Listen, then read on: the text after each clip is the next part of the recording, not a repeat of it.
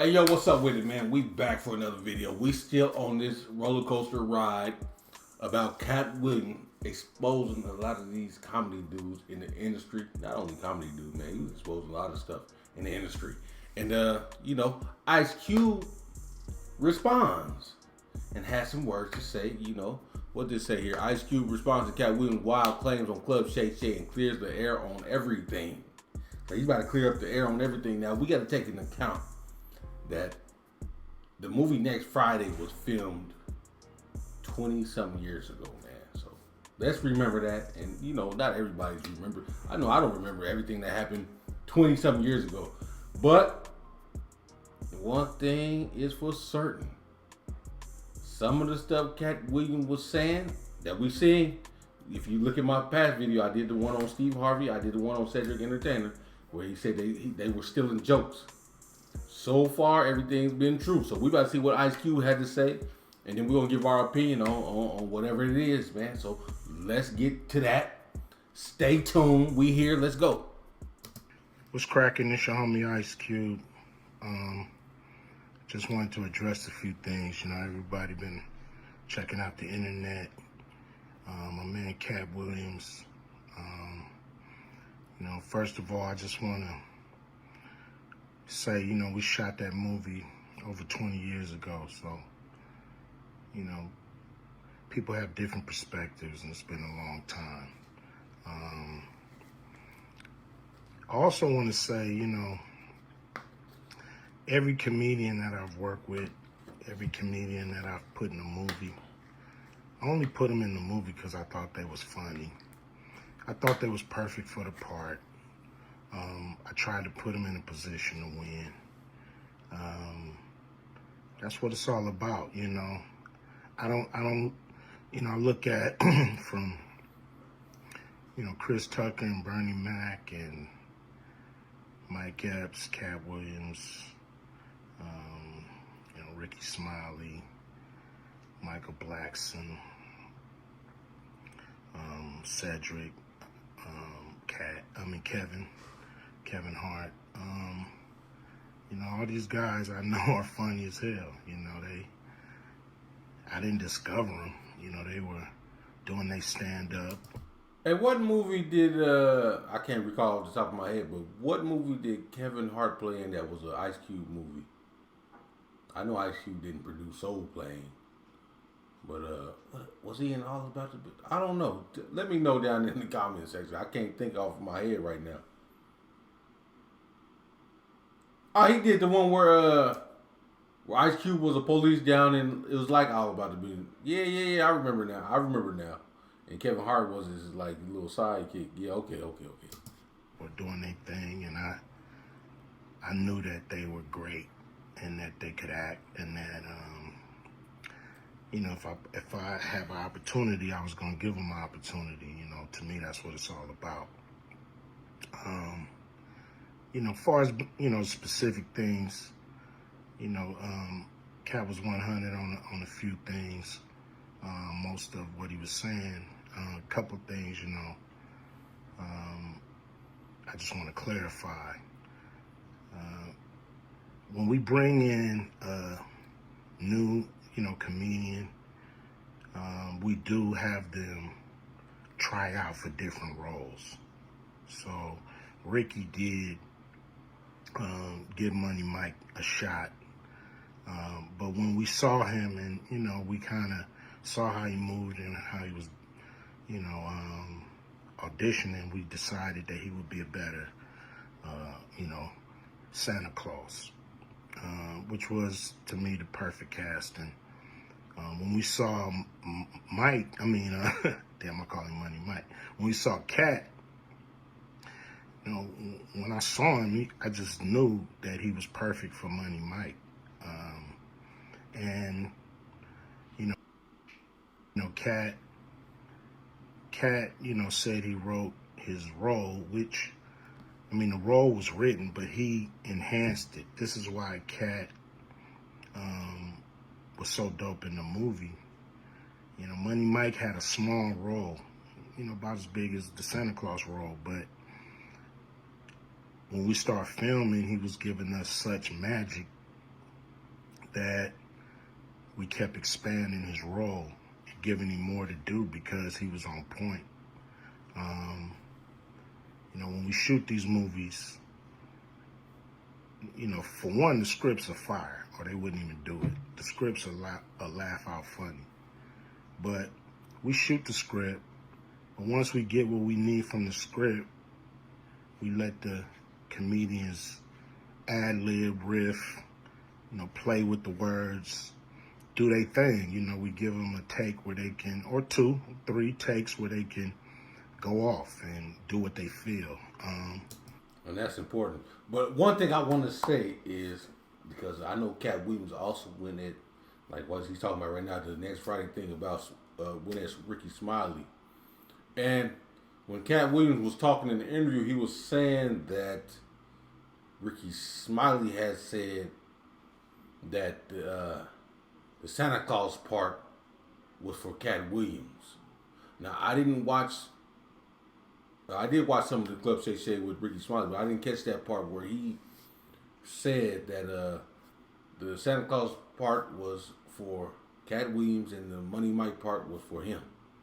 I never caught that part. I seen where he said that he had auditioned for the Money Mike part initially, but they, switched, like you were saying, they switched it up and chose Santa Claus. But I never seen where he said that Santa Claus was for Money Mike, for Katt Williams. Now, if y'all seen that, let me know the timestamps and everything, and I'm gonna check it out. Sometimes it makes the movie, sometimes it don't.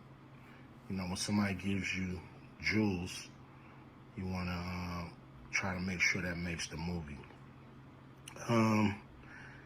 So in the movie, there's second thing I want to clear up.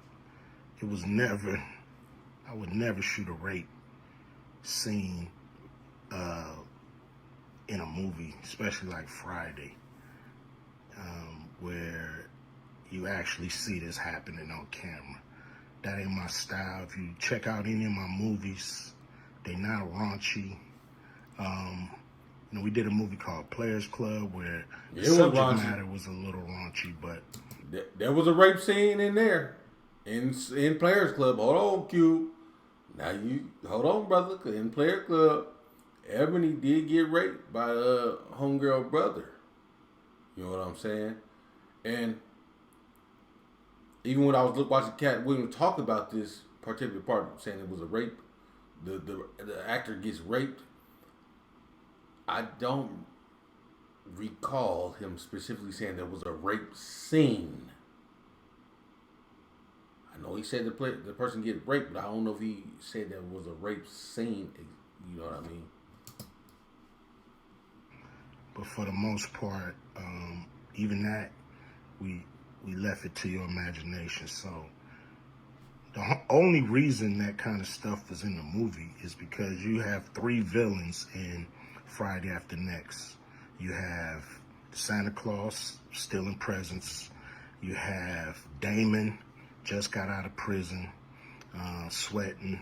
Craig and Day for the rent money. And then you have Money Mike, a pimp that treats his woman, like a property. So Craig is always fighting the villains in the movie, from the Joker brothers to Debo. And so we already had Craig fighting Santa Claus. And the only real way to get rid of the other 2 villains was to have them go against each other. And the plier joke was always in the script, was never, we would never ever show that, that's not my style if you look at any of my movies. So, that was never a discussion, we, at that point in everybody's career, we would listen to a certain extent, but we wasn't gonna change the movie for any actor. We do what we feel, and if it was a rape scene, it would have been in the movie. There was no reason not to shoot it. But that's not my style. I don't even like that kind of shit in movies. So I understand what he's saying, especially because that was Katt's first movie. So It ain't like he just coming in and changing shit. You know what I'm saying? The way Katt Williams was talking, see, you got to filter in, like, for yourself. You got to understand, like, you got to have, like, common sense. You got to understand when Katt Williams was talking. Now, some of the stuff he talking about was true. But some of the stuff, you can tell he was adding extras to it. Like, this rape scene, like, yeah, I'm going in and change the rape scene. And this. You might have said something to that nature, but you wasn't just putting your foot down like, I'm not acting unless this scene is out of there. It ain't going down. This your first movie, bro. So you really ain't got no pull like that. And then, another thing I think he was, putting some extras on was when he said, in my contract, it said, next time I act with Rickey Smiley, he gonna be in a dress. That's a little far-fetched, bro. But that's my opinion, man. Tell me what y'all think, man. Let's finish watching this video. On camera. And so, that was, to me, a little discrepancy there.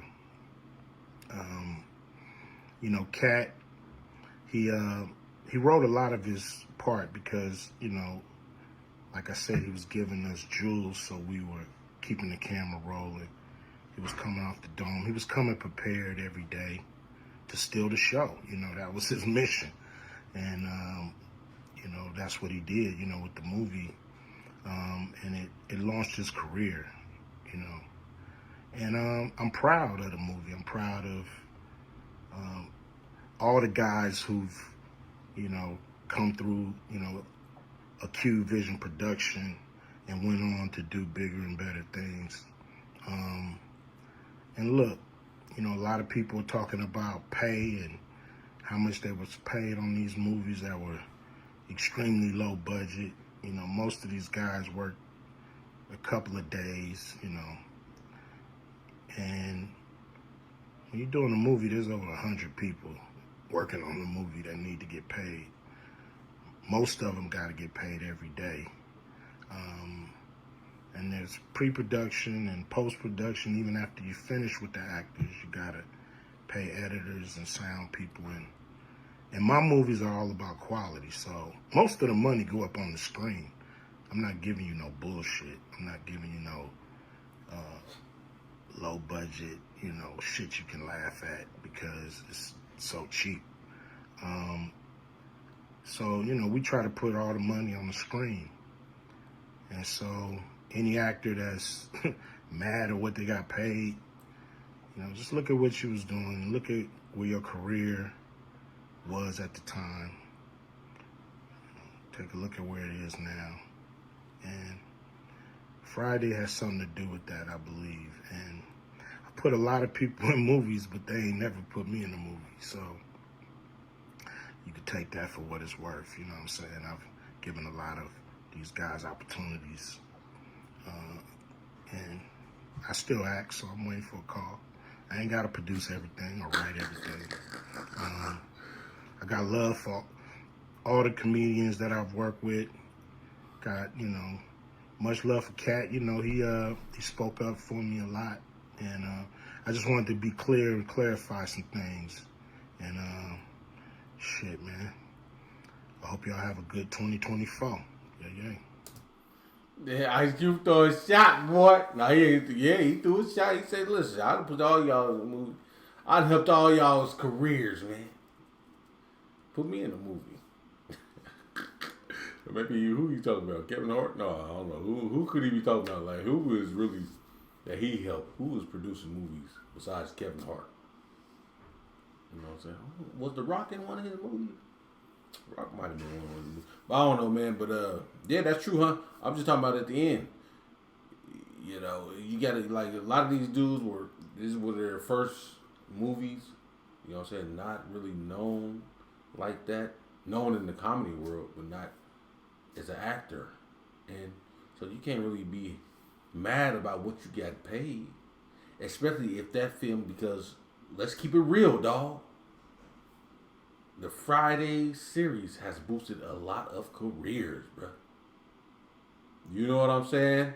Chris Tucker went off after Friday. Mike Epps went off And he kept rocking with Cube ever since he was in The Next Friday. Katt Williams went off. Michael Blackson went off. All these dudes went off, man. You know what I'm saying? So you can't shade Ice Cube for what you got paid then. Now if you try to do a new movie and then now you can, now you're a bigger star right now today. So you can negotiate a higher pay. But what he's saying is true, man. But one thing I did take from this, man, all these dudes, man, they getting mad at what Katt Williams is saying. Not one time have I heard them say he was lying. Ice Cube didn't say he was lying. Steve Harvey ain't say he was lying. Cedric the Entertainer didn't say he was lying. Michael Blackson. All these dudes that respond. Ludacris made a rap song. He didn't say the man was lying. We're going to go listen to that rap song. If y'all want me to react to that rap song, let me know. We're going to go and listen to that and see what's up. But nobody said he was lying, bro. And then there's receipts to prove everything he's saying, bro.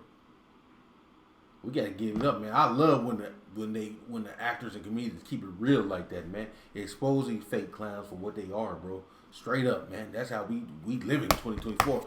Expose them. I'm out of here.